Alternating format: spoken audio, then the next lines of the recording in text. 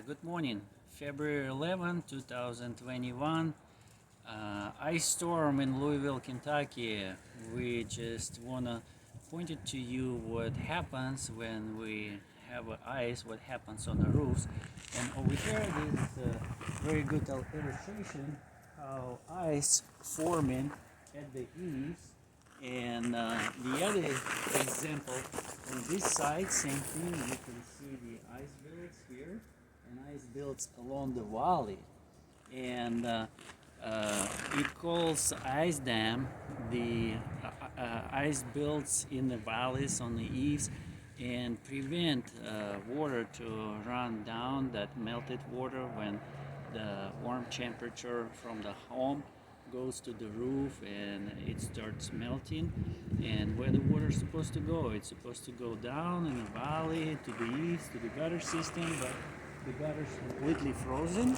The valleys are frozen as well, and it prevents the water flow.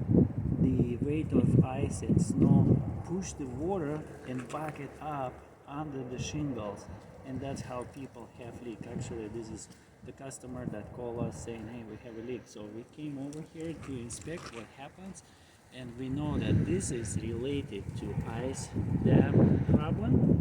And there is the International Building Code 2018 statute 1507.1.2 that says that we as a roofers supposed to put an ice barrier, ice and water shield in those areas where there is a history of ice forming at the eaves, valleys, and other places on the roofs.